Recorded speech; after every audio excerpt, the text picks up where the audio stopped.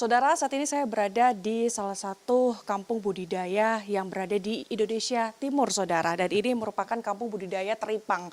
Dan saat ini saya berada di Desa Ohoitel, tepatnya di Kota Tual, Maluku. Nah, saat ini untuk lebih jelasnya, saudara, seperti apa lokasinya, proses pengembangbiakan, saat ini saya sudah bersama dengan Bapak, dengan nama siapa? Pak Pidjon Tematala, Pak. Pak, selamat pagi. Ini mungkin bisa diceritakan seperti apa proses pengembangbiakan yang terjadi pada hari ini? Ya, jadi hari ini kita sementara mempersiapkan anakan untuk kita taruh ke wadah pendidikan kita di laut.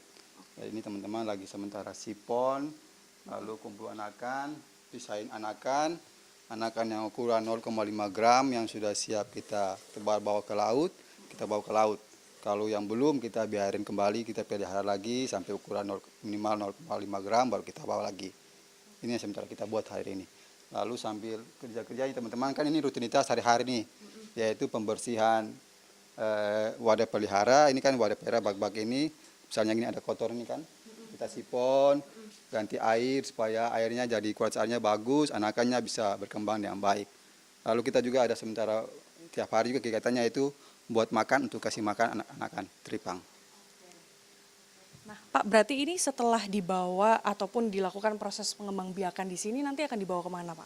Dari pembenihan yang kita lakukan, anakannya yang siap kita tebar ini kita bawa ke tempat pembesaran kita di Desa Taar.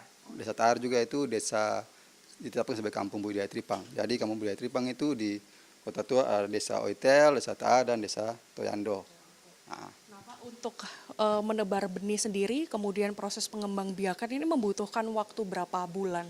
jadi waktu dari kita, ini kan tempatnya kita kawinkan anakan, kawinkan induk kan. Jadi waktu kita ngambil induk sampai jadi begini minimal 2 bulan. Minimal 2 bulan baru kita bisa bawa. Biasanya 2-3 bulan baru kita bawa. Jadi kita tetap ukur dulu. Kalau yang belum siap ya kita tetap piara segi besar baru kita bawa. Supaya ketika kita taruh di laut, survive-nya besar. Tingkat keberhasilan hidupnya besar. Tapi kalau kita bawa agak kecil, ya survive-nya kecil. Mortalitasnya malah lebih besar.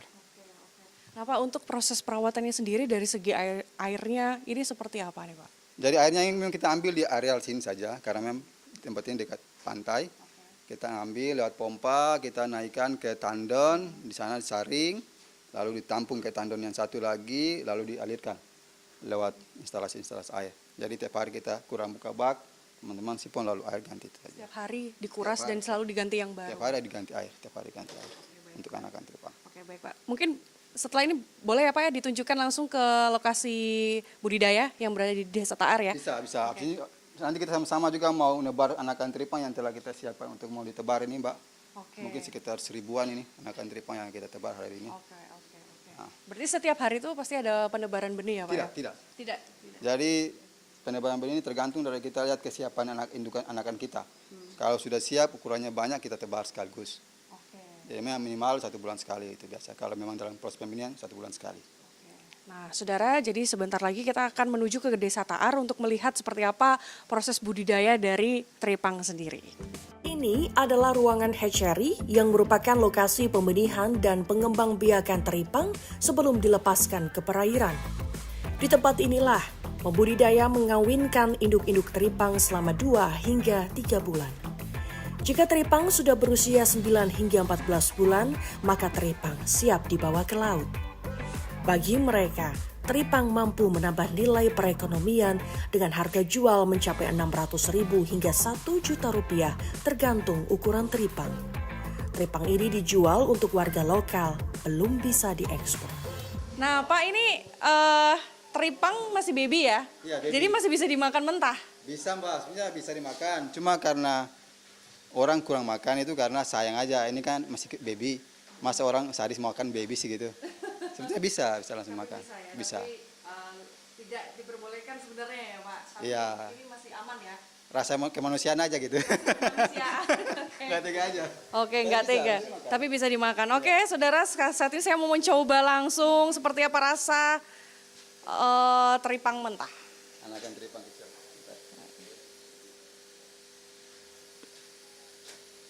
Asin. Asin ternyata. Asin karena memang dari laut. Karena dari laut. Makasih ya Pak ya.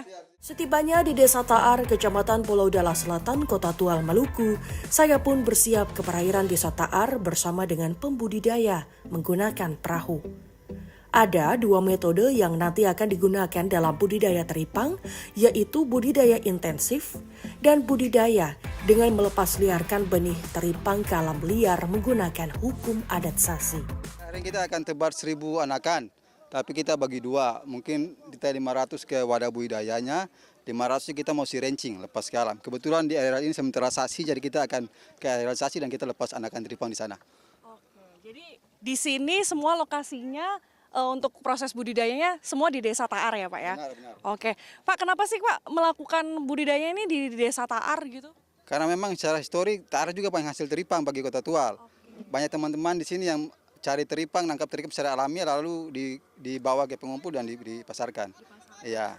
Oke Pak, kalau dari segi ekonomi membudidaya teripang sendiri itu menghasilkan berapa rupiah Pak? Sebetulnya teripang ini emas laut sebetulnya. Karena harganya lumayan bagus. Yang saya tahu itu 5-7 ekor 1 kilo, yang kalau masuk pasar Jakarta itu 3 jutaan. Itu 1 kilo. Nah Pak, ini sudah ada yang dipasarkan sampai ke Jakarta atau di Pulau Jawa gitu Pak? Memang selama ini yang ada yaitu nangkap lalu ke pengumpul. Pasar langsung ke Jawa dari teman-teman lain belum ada. Itu yang harus kita pikirkan bersama untuk ke depannya. Nah Pak, apa sih yang menjadi tantangan sendiri untuk soal teknologi merawat ataupun membudidaya teripang ini? Ada kesulitan nggak Pak soal teknologinya seperti itu? Selama ini untuk teknologinya agak sederhana aja, tidak terlalu rumit. Cuma kemauan masyarakat untuk membudidayakannya masih kurang. Itu yang perlu kita edukasi seperti itu. Oke, baik. Nah saudara, saat ini kita sudah berada jalan menuju ke tempat Sasi ya Pak ya. Nanti kita akan melihat ke tempat budidaya dulu. Jadi ini sensasinya sangat menyenangkan sekali sih yang saya rasakan di sini. Di lokasi budidaya intensif ini, mereka melakukan pemeliharaan dan pembesaran dengan menebar 1.000 benih teripang ke dalam kotak-kotak budidaya dengan luas sekitar 6 meter yang sudah disiapkan. Kami pun melanjutkan perjalanan menuju budidaya teripang ke lokasi kedua, yaitu budidaya dengan melepaskan teripang ke alam bebas. Pembudidaya Desa Taar melepas liarkan teripang setiap 2 bulan sekali dan mereka diperbolehkan mengambil teripang di bulan Desember 2024 dan ini disebut sebagai hukum adat Sasi.